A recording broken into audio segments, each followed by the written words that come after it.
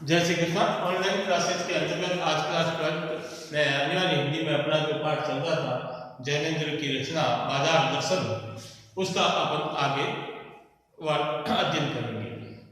कल हमने कुछ बिंदुओं पर चर्चा की थी, जिसमें हमने अंतिम बिंदु ये कहा था कि बाजार जाते समय मन भरा होना चाहिए, जेब खाली होनी चाहिए।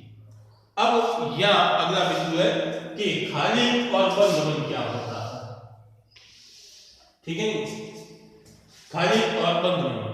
खाली का तात्पर्य है कि जो आए सो पाए, यानी कि आप बाजार गए और जो सामने नजर आई, जो अच्छी लगी उसको खरीद लिया, क्योंकि मन खाली है, जेब भरी है, मन खाली है। तो जो वस्तु आई उसको संग्रह करते गए और घर आने पर मालूम चला कि जो आप चीजें लेके आए हैं उन चीजों की तो हमें आवश्यकता ही नहीं थी, अनावश्यक रूप से हम पैसा खर्च करके आ गए। ये कहलाता है खाली मन। बंद मन, बंद मन का तात्पर्य ऐसा नहीं है कि जोर जबरदस्ती से मन को बंद किया जाए, मन को शून्य किया जाए। मन को बंद बांध देना अर्थात शून्य।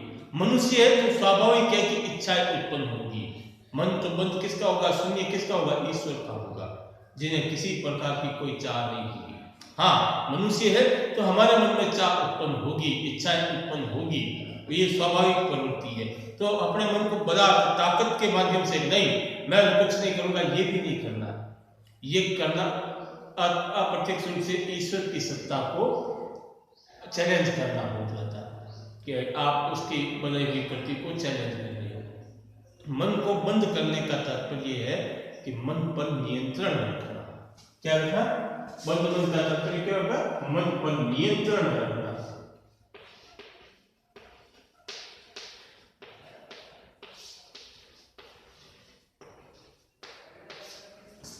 ठीक है नहीं, मन अपनी इच्छा अनुसार कार्य न करे, ये स्वतंत्र नहीं हो, कार्य करे लेकिन मेरी इच्छा अनुसार, इसकी लगाम मेरे हाथ में होनी चाहिए। ठीक है नहीं, ऐसा जैसे अपन घोड़े को करते हैं कि भाई घोड़े की लगाम अपने हाथ में होनी चाहिए, वो कितना तेज दौड़ेगा, कैसे उसको दौड़ाना है, किस दिशा में दौड़ाना है, ये मैं चाहूँ जैसे। ऐसा नहीं कि हमने घोड़े को फ्री कर दिया, कोई तू जा तेरी मर्जी हो जैसे दौड़, नहीं। और ऐसा भी नहीं है कि घोड़े को उठा के कमरे में बंद कर दिया कि नहीं मैं तेरे को दौड़ने ही नहीं दूंगा, ये भी नहीं। दौड़ेगा, स्वभाव है घोड़े का दौड़ना, स्वभाव है उसको दौड़ना, लेकिन दौड़ेगा कैसे, ये मैं चाहूंगा जैसे। तो मन नियंत्रण में रखना अनिवार्य होता है। एक पाठ के अंतर्गत छोटा सा एक दृष्टांत आता है चूरन वाले भगत जी का। एक भगत जी है जो प्रतिदिन चूरन बेचा करते हैं। ठीक है नहीं साहब, अब बाजार में जाते हैं, चूरन के लिए जो आवश्यक सामग्री होती है उसी पंसारी की दुकान पे जाते हैं, उतनी ही मात्रा में सामग्री खरीदते हैं जितनी उन्हें चूरन बनाने के लिए आवश्यक है। घर पे आते हैं, उनका चूरन बनाते हैं और फिर जब चूरन बेचते हैं तो उनकी एक निश्चित कमाई है कि उतनी कमाई हो जाती है। दिन भर में सपोज मान लीजिए 25 रुपए की कमाई वो एक निर्धारित कर रखी है। जिस समय 25 रुपए की कमाई हो जाती है वो बाकी का चूरन बच्चों में फ्री में बांट देते कि मुझे इससे ज्यादा की आवश्यकता नहीं, तुम कहो, मुझे मेरी चीज मिल गई, खत्म बात। तो ये कहलाता है संतोषी स्वभाव। क्या कहलाता है?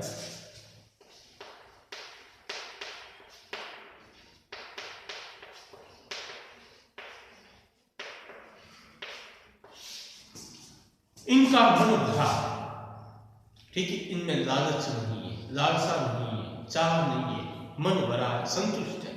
इसलिए बाजार में कितने ही आकर्षण क्यों न हो, चूरन वाले भगत जी को कोई डगमगा नहीं सकता। जाते हैं, ऐसा भी नहीं सबसे राम राम करते हैं, सबसे मिलजुल करते हैं, बाजार को देखते भी है, उसकी सुंदरता को निहारते भी है, सब कुछ करते हैं, लेकिन वे अपने मुंह जाल में बाजार इनको फांस लेने की शक्ति उसके पास नहीं है। क्यों? क्योंकि ये संतोषी स्वभाव के, मन भरा हुआ है। इसीलिए ये उसी दुकान पे जाएंगे जहां से इनको सामग्री खरीदनी है और उतनी ही मात्रा में सामग्री खरीदेंगे जितनी की इनको आवश्यकता है, उससे चूरन बना करके बेच देंगे और अपनी निश्चित कमाई हो जाने के पश्चात बचे हुआ चूरन फ्री में बांट देंगे। तो ये किसके स्वभाव से कारण होता है? उनके संतोषी स्वभाव के कारण होता है। तो जो व्यक्ति संतोषी स्वभाव को लेखक ने कुछ इस प्रकार से कहा है कि जिसका मन भरा हुआ हो, ठीक है जी, वो मन भरा होने का तात्पर्य ही है संतोषी स्वभाव का होना। अगला है साहब पैसों की व्यंग शक्ति। अब देखिए भाई, पैसों में लेखक कह रहा है कि एक व्यंग की शक्ति होती है। आप मार्ग से गुजर रहे हो, सड़क से गुजर रहे हो, पास से एक धुआं उड़ाती हुई मोटर आई और धूल का गुब्बार आपके ऊपर छोड़ करके चली गई। ये पैसे की व्यंग शक्ति ने कार्य करना शुरू कर दिया। अब वो धुएं का गुब्बार, धूल का गुब्बार उड़ता देख करके आपके मन में आएगा सारे के पास पैसा है, इसलिए गाड़ी कल को मेरे पास भी होगी, मैं भी ऐसे उड़ाते हुए निकलूंगा। ये पैसे की व्यंग शक्ति होती है कि वो आपको आभासित कराती है कि देखिए तुम गरीब है और मैं अमीर हूं, मेरे पास पैसे की ताकत है। तो ये कहलाती है पैसे की व्यंग शक्ति, जो दूसरे में नकारात्मक विचार उत्पन्न करती है। क्या करती है?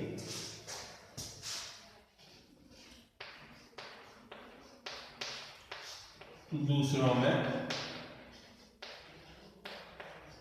नकारात्मक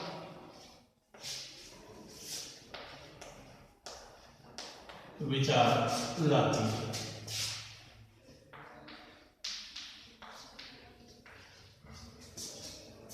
ये पैसों की व्यंग शक्ति होती है, ठीक है जी। कई बार देखा होगा कि किसी धनी व्यक्ति के 10 व्यक्ति चाहने वाले होंगे तो 100 व्यक्ति उसकी आलोचना करने वाले भी होंगे कि 2 नंबर का पैसा है, चोरी से करता है।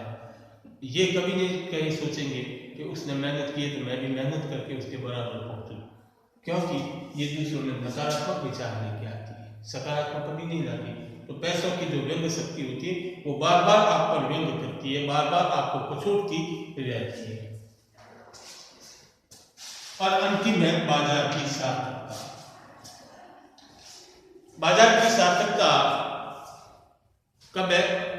जब बाजार का सदुपयोग किया जाए, जैसे चूरनवाड़े भगत जी कर रहे हैं। यदि हम इस प्रकार से जाकर के बाजार का उपयोग करें कि हमें जिस चीज की आवश्यकता है उसी चीज को उतनी ही मात्रा में खरीदें, तब तो है बाजार की सार्थकता। और यदि अनावश्यक रूप से खरीदारी करते हैं तो ये प्रतिस्पर्धा को बढ़ावा देता है। और वो कैसी प्रतिस्पर्धा होती है? जो आम व्यक्ति को नुकसान देती है और बाजार को भी नुकसान पहुंचाती है। बाजार की सार्थकता तभी है जब हम उसका उपयोग अपनी आवश्यकता के अनुरूप करें। बाजार का उपयोग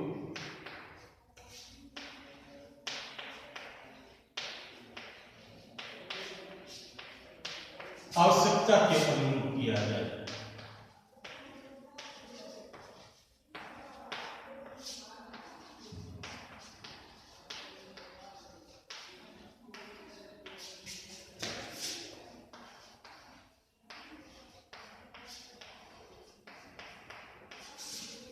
तभी बाजार को सार्थकता है, तभी हम बाजार का फायदा ले सकते हैं और बाजार हमारा फायदा ले सकते हैं। अन्यथा ग्राहक को बकरा माना जाता है। दुकानदार कभी भी न दुकानदार ग्राहक से संतुष्ट होता है और न कभी ग्राहक दुकानदार से संतुष्ट होता है। दुकानदार यदि हानि उठा के भी यदि आपको कोई चीज दे रहा हो तब भी आपको लगेगा कि कुछ तो इसने कमाए होंगे। 2 की चीज 3 में अपने पर एहसान जताते हुए कह दिया भाई कम है, लेकिन कुछ तो इसने किया होगा। ये क्यों किया होगा? ये विचार मन में क्यों उत्पन्न होते हैं? क्योंकि नकारात्मकता के विचार हो जाते हैं, संतोषी स्वभाव नहीं होता। इन सब कारणों के चलते हमारे मन में ये विचार होता है। इसके कारण से बाजार की सार्थकता समाप्त हो जाती है। यदि वास्तव में अपने को बाजार को सार्थक करना है तो ये आवश्यकता के अनुरूप ही उसका प्रयोग किया जाना चाहिए, तभी वास्तव में बाजार की सार्थकता होगी। अन्यथा बाजार निरर्थक हो जाएगा और वो जो अर्थशास्त्र उत्पन्न करेगा वो अनीति का शास्त्र होगा, अर्थशास्त्र फिर वो नहीं होगा। इससे चारों ओर क्या होगा कि प्रतिस्पर्धा बढ़ेगी और ऐसी प्रतिस्पर्धा बढ़ेगी जो एक दूसरे को लूट को चोट करने की भावनाओं को उत्पन्न करेगा। तो ये पाठ आपके यहाँ पर आज समाप्त होता है। ठीक है नहीं, कल इसके अपन कक्षा में प्रश्न उत्तर करेंगे, जिससे और सहजता से इस पाठ को अपन समझने का प्रयास करेंगे। तो आज के लिए इतना ही। धन्यवाद। जय श्री कृष्ण।